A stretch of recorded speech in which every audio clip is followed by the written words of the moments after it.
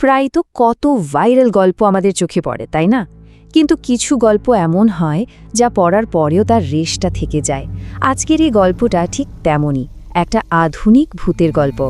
চলুন আজ আমরা একসাথে এই গল্পের একেবারে ভেতরে ঢুকে দেখব কি এমন আছে এতে যা একে এতটা ভয়ঙ্কর করে তুলেছে। গল্পের শুরুটা দেখুন, কি ভীষণ পরিচিত আর সাধারণ। নিশা, গল্পের যে প্রধান চরিত্র, সে শিফট শেষ করে এতটাই ক্লান্ত যে তার আর কিচ্ছু চায় না, শুধু বাড়ি ফিরে একটা শান্তির ঘুম। মানে এই অনুভূতিটা তো আমাদের সবারই চেনা, তাই না?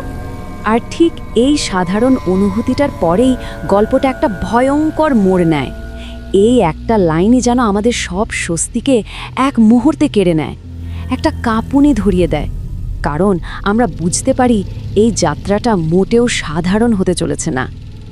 আচ্ছা, যে কোনো গল্পের একটা কাঠামো থাকে তাই না? এখানেও ঠিক তাই। নিশার এই যে সাধারণ রাত, এটাই তার চেনা জগৎ। আর এখান থেকেই সে এমন এক অভিজ্ঞতার দিকে এগিয়ে যাচ্ছে যা তার চেনা পৃথিবীর সব নিয়ম ভেঙে দেবে। তো পরিস্থিতিটা কি?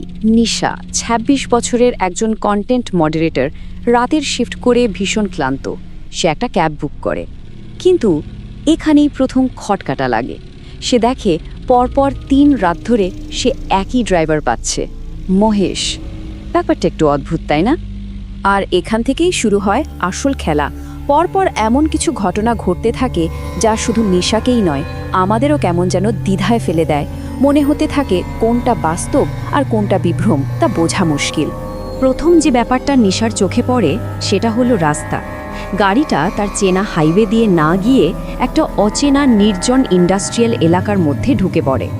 স্বাভাবিকভাবেই ওর মনে একটা অস্বস্তি শুরু হয়। মজার ব্যাপার হলো, মহেশের উত্তরটা কিন্তু একদম শান্ত আর যুক্তিসঙ্গত।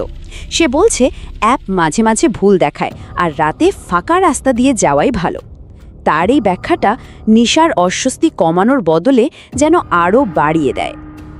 এরপরেই গাড়িতে একটা অদ্ভুত জিনিস হয়। রেডিওতে হঠাৎ করে ২০১২ সালের একটা পুরনো খবর চলতে শুরু করে। মানে ভাবুন তো একবার, এই সময়ে দাঁড়িয়ে এত পুরনো একটা রেডিও ব্রডকাস্ট, ব্যাপারটা কেমন যেন বেখাপ্পা। আর এখানেও দেখুন, মহেশ কিন্তু সঙ্গে সঙ্গেই এই অস্বাভাবিক ব্যাপারটা থামিয়ে দিল। রেডিওটা বন্ধ করে দিয়ে সে বলল রাতের নীরবতাই ভালো। সে যেন ডেলিব্রেটলি নিশাকে বাইরের দুনিয়া থেকে একদম একা করে দিচ্ছে। এরপর যা হয় সেটা আরও অদ্ভুত। নিশা দেখে সে একই বিলবোর্ডের সামনে দিয়ে বারবার যাচ্ছে। এটা কিন্তু হরর গল্পের খুব পরিচিত একটা ট্রিক। আর তৃতীয়বার যখন সে বিলবোর্ডটা দেখে, সেটা ছিল কিছুটা পোড়া। ঠিক তখনই নিশা খেয়াল করে তার ফোনের জিপিএসটাও এক জায়গায় জমে গেছে। আর ঠিক এই সময়ে যখন নিশা প্রায় নিশ্চিত যে সে একটা ভয়ঙ্কর গোলকধাঁধায় ফেসে গেছে, তখনই গল্পটা একটা বিরাট মোড় নেয়। বাইরের পৃথিবী থেকে একটা ফোন আসে যা নিশার এই অভিজ্ঞতাকে সরাসরি চ্যালেঞ্জ করে। ব্যাপারটা দেখুন, একদিকে নিশা বলছে সে ক্যাবে করে যাচ্ছে, আর অন্যদিকে তার বন্ধু সানা বলছে সে নাকি অফিসের গেট থেকেই বেরোয়নি, তার ক্যাব তো বাতিল হয়ে গেছে। মানে দুটো সম্পূর্ণ ভিন্ন বাস্তবতা। কোনটা সত্যি? আর এই ফোন কলের পরেই লাইনটা কেটে যায়। নিশার ফোনটাও বন্ধ হয়ে যায়। বাইরের জগতের সাথে যোগাযোগের শেষ সুতোটাও ছিঁড়ে গেল। সে এখন এই ভৌতিক গাড়িতে একেবারে একা, কমপ্লিটলি আটকা পড়ে গেছে। এতক্ষণের সব ধোঁয়াশা, সব প্রশ্ন, এবার তার উত্তর পাওয়ার সময়। এখন আমরা গল্পের একেবারে কেন্দ্রবিন্দুতে পৌঁছে গেছি, যেখানে আসল সত্যটা ফাইনালি সামনে আসবে। আমরা জানতে পারি ঠিক ১ বছর আগে মহেশ নামে একজন ক্যাব ড্রাইভারের ঠিক এই রাস্তাতেই একটা ভয়াবহ অ্যাক্সিডেন্ট হয়েছিল। অতিরিক্ত ভাড়ার জন্য সে একজন যাত্রীকে তুলেছিল, কিন্তু গাড়িটা উল্টে যায়, যাত্রী পালিয়ে যায় আর মহেশ রাস্তার ধারে একা একা মারা যায়। এই একটা লাইনে পুরো ছবিটা পরিষ্কার হয়ে যায়। মহেশ কোনো ভয়ঙ্কর আত্মা নয়, সে নিজেও একজন ভিকটিম, একজন অসহায় মানুষ যে তার জীবনের শেষ মুহূর্তে আটকে আছে।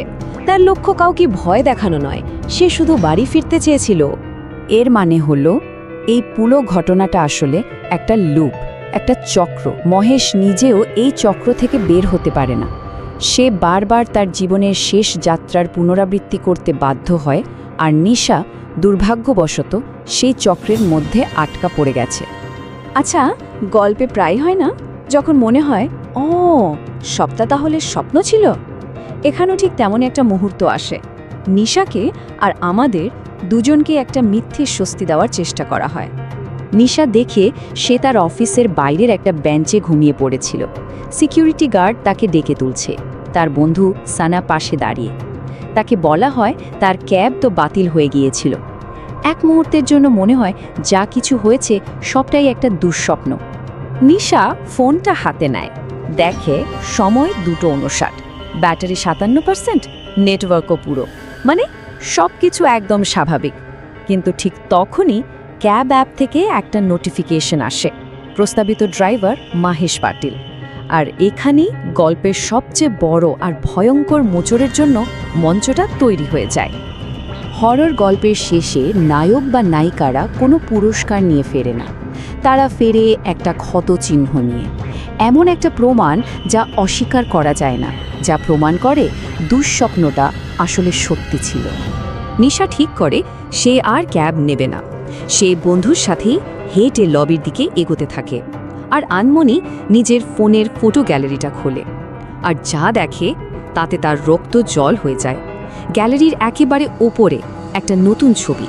ছবিতে দেখা যাচ্ছে সে গাড়ির পেছনের সিটে বসে আছে, সামনের ড্রাইভারের সিটটা খালি, কিন্তু রিয়ার ভিউ আয়নায় মহেশ সরাসরি ক্যামেরার দিকে তাকিয়ে আছে, মুখে সেই ক্লান্ত হাসি।